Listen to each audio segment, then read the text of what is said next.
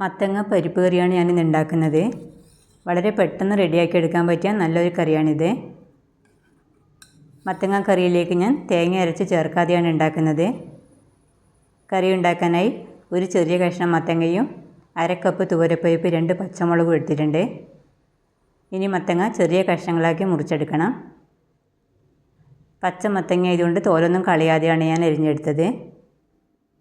ഇനി മത്തങ്ങ കഷ്ണങ്ങളാക്കിയത് കുക്കറിലേക്ക് ഇട്ട് കൊടുക്കാം. കഴുകി വൃത്തിയാക്കിയ തുവരപ്പരിപ്പ് കൂടി ഇതിലേക്ക് ഇട്ട് കൊടുക്കുന്നുണ്ട്. ഇതിലേക്ക് 2 പച്ചമുളക് നടുവേ കീറി ഇട്ട് കൊടുക്കാം. കുറച്ച് കറിവേപ്പില കൂടി ഇടാം. ഇനി 1/4 ടീസ്പൂൺ മഞ്ഞൾപ്പൊടിയും 1/2 ടീസ്പൂൺ മുളക് പൊടി കൂടി ഇട്ട് കൊടുക്കാം. വേവാൻ ആവശ്യത്തിനുള്ള വെള്ളം കൂടി ഒഴിച്ചു കൊടുക്കുന്നുണ്ട്. നികക്കെ ഒഴിച്ചു കൊടുത്താൽ മതി.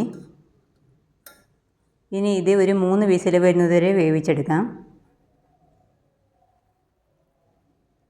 വിസിൽ വന്ന് പ്രഷറൊക്കെ പോയി തണുത്ത ശേഷം തുറന്നാൽ മതി.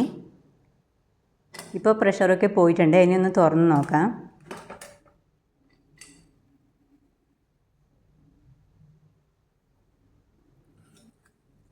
ഇതിപ്പോൾ നന്നായി വെന്ത് വന്നിട്ടുണ്ട്.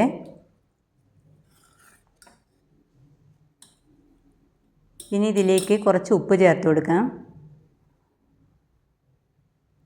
നേരത്തെ ഇതിലേക്ക് ഉപ്പ് ചേർത്തിട്ടില്ല. ഉപ്പ് ചേർത്ത ശേഷം ഒന്ന് ഇളക്കി കൊടുക്കാം.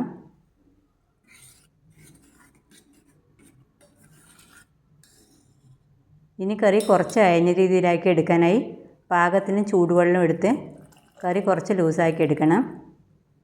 ഇതിലേക്ക് തേങ്ങ അരച്ച് ചേർക്കുന്നുണ്ടെങ്കിൽ കുറച്ച് ജീരകവും കൂടി അരച്ച് കലക്കി കറിയിലേക്ക് ഒഴിച്ച് അയഞ്ഞ രീതിയിലാക്കി എടുത്ത് തിളപ്പിച്ചാൽ മതി. ഞാനിപ്പോൾ ഇതിലേക്ക് ചൂടുവെള്ളമാണ് ഒഴിച്ചത്. ഇനി കറി നന്നായി ഒന്ന് തിളച്ച് വരണം.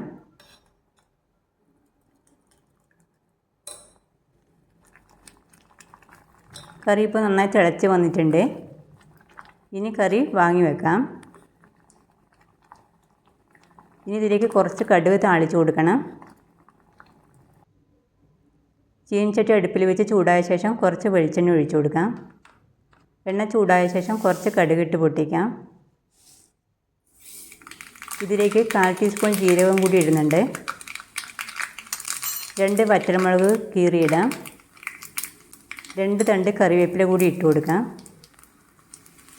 കൂടെ 2 ടേബിൾ സ്പൂൺ തേങ്ങ ചിരവിയത് കൂടി ഇതിലേക്ക് ഇട്ടൊന്ന് മൂപ്പിച്ചെടുക്കണം.